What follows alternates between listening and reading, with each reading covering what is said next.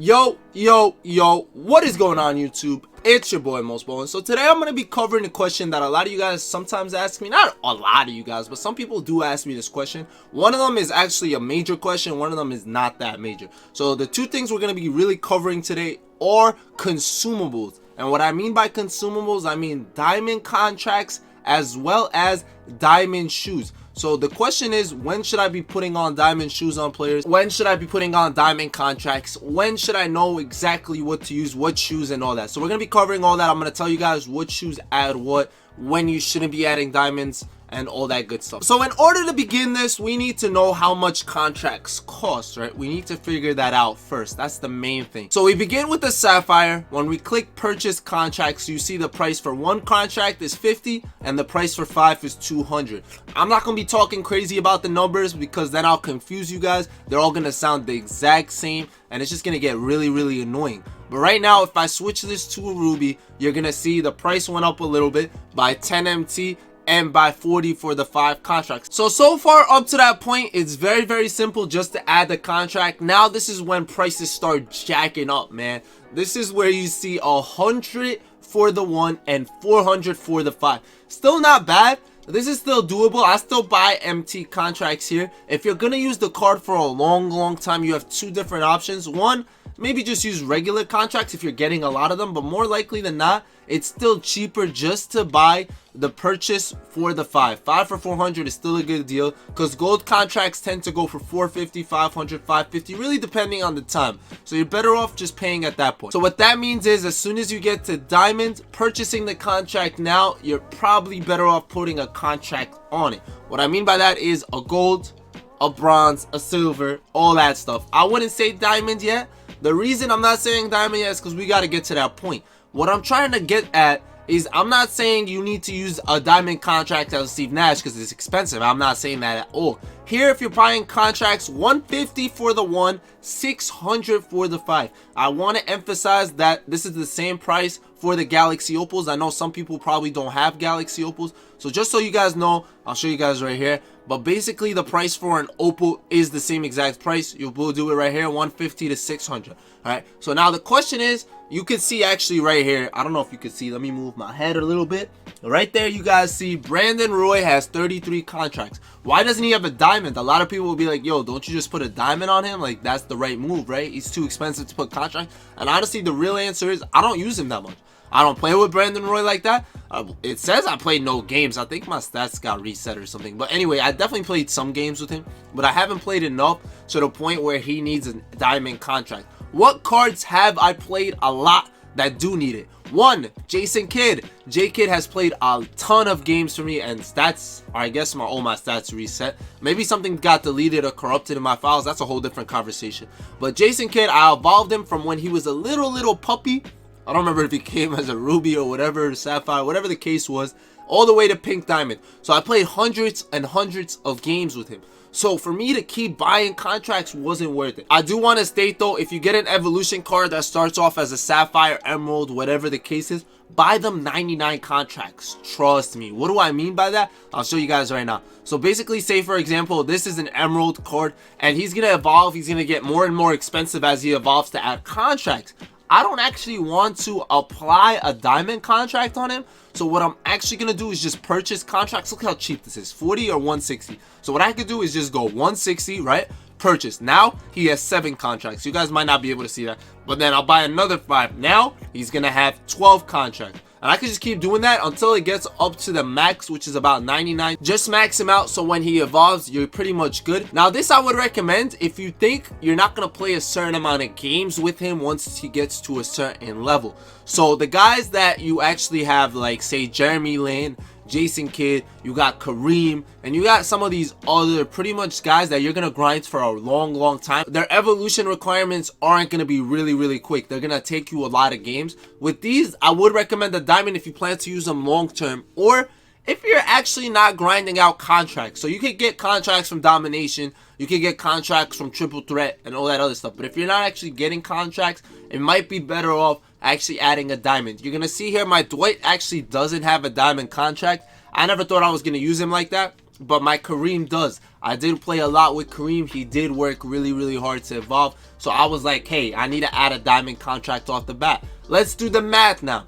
Mathematically speaking, I would never recommend a diamond contract on a card under diamond. That's first of all. If a card is under diamond, I do not recommend. You're probably better off just buying contracts for them. Now, the good thing is diamond contracts are actually extremely cheap right now. What do I mean by cheap? Because you were probably like, oh, you got Atlanta MT, so cheap isn't that much. No, they're actually really cheap right now. Like, I'm serious. You could get them for 12K, maybe even less. So at that point, that actually means one of two things. One, it might be really easy to just put a contract on anyone and just like call it a day. You don't have to worry about it, especially when you're playing triple threat online or offline. Just running with guys that have contracts is so much easier. Everything you make is complete profit. You don't have to like pretty much worry about it. Me, currently, I just hold on to diamond contracts personally. I only use it on a couple spotlights here and there. The guys that I use a lot. If you're paying for a pink diamond or a galaxy opal, you basically are paying for 100 different contracts. Say you're paying for 100 different games, basically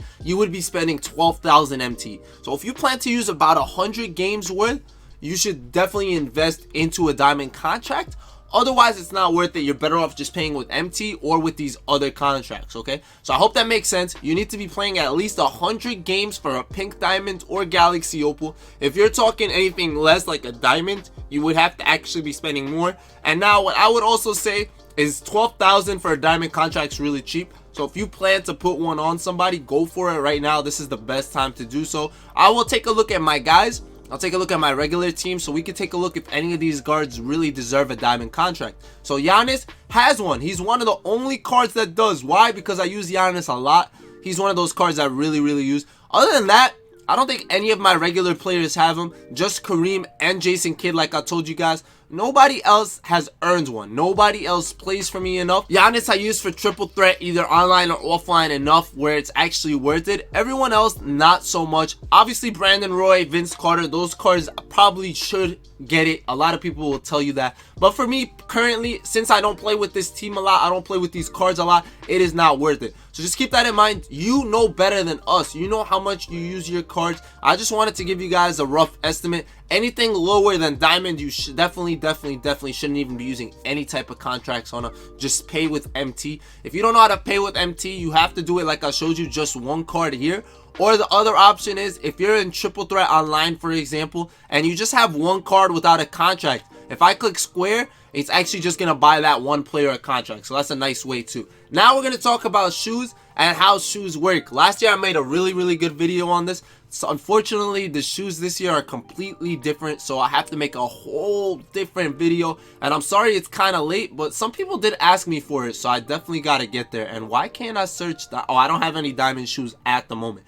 So what we're going to do is I'm just going to give you guys a quick look at what the diamond shoes are, so then we could talk about what they add. So this year, diamond shoes only add +3 attributes. They don't add like last year where it was +5 to certain attributes. This year is just +3s. Now there's two different kind of shoes. There's the one that only has 3 attribute boosts, and there's some that add 5 attribute boosts. So obviously the 5 attribute boost is definitely more expensive, definitely better shoes, especially when it's a 3-point shoe. Which shoes add 3-pointers? Which shoes should I add to my players? How do I know if my player deserves a shoe?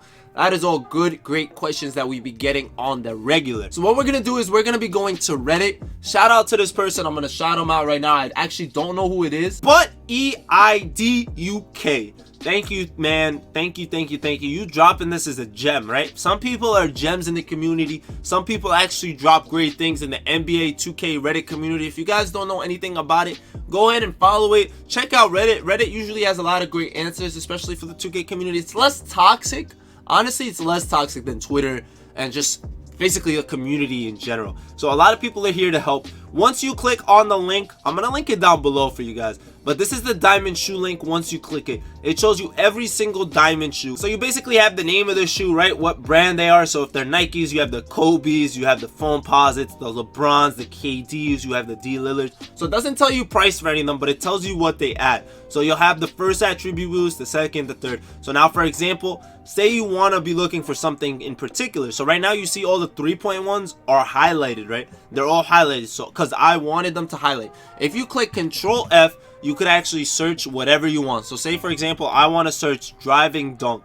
If I type dunk, it'll show me all the ones that add dunk. So it makes my job easier, so I know what I'm looking for. So for example, I know my player needs one attribute, right? It could be anything, but I just know, right? I just need a speed shoe. That's what I need. I need a speed shoe. I don't care if it's speed with ball. So I search and I see all the shoes that add speed. So I don't have to look through 2K and just keep looking through shoes that all look exactly the same, and I'm gonna forget. I have to write stuff down. So here it basically made it easy for me. It told me the Fear of Gods. Now I could look at the other boosts. Oh, this one adds mid-range. That's dope. Oh, this one adds mid-range too. I don't really care about mid-range too much. I actually want something a little better. Let's see how many of them add ball handling. Oh, this one adds ball handling, which is all I really need with my speed with ball. I don't really care about everything else, and this is gonna be a cheap shoe. So you kind of get an idea. You kind of understand it just through this, and that's actually really good. Last year's it was a little different. It might have been easier last year, but still, shout out to this. The Control F definitely helps you out, where you could just basically search whatever you need if you want a steel shoe. We'll come back here real quick just to talk about other shoes. So gold shoes also add +3, but not as many, right? They'll only add +3 of 3 things or whatever the case is. Now, what you should do is not always have to add a diamond shoe. I still only recommend diamond shoes for pink diamonds, opals that you're gonna use a lot. It's pretty much the same thing I told you about the diamond contracts.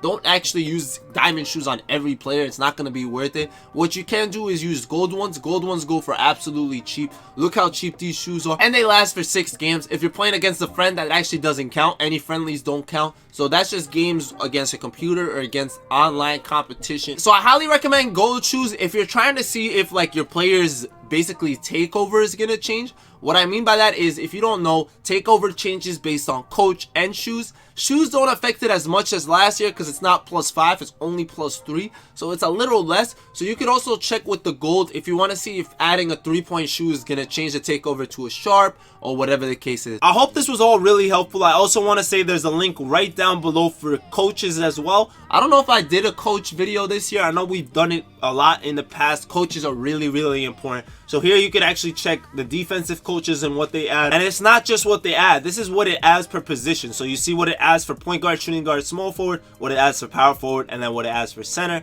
Here you see point guard, shooting guard, small. Like, it really breaks it down for everything. And it's basically the same thing. I'm pretty sure you could do Control F and then just change it to ball handling, and it'll show you. So this is really cool. I'll link this down below. Like I said, shout out to this person, for real. And yeah, guys, I hope this video was helpful. As you see, my triple threat team, I use them for online and offline. They're basically evolution cards. They all have diamond contracts. Everything I make goes straight to my pockets, to my MT up top. You guys know how much I think triple threat actually builds your MT up. So if you guys have any other questions, let me know down below. I read all your comments. Make sure to like, subscribe, share this with anyone it could help, and I'll see y'all later. It's been your boy Mosballin, and ballin'.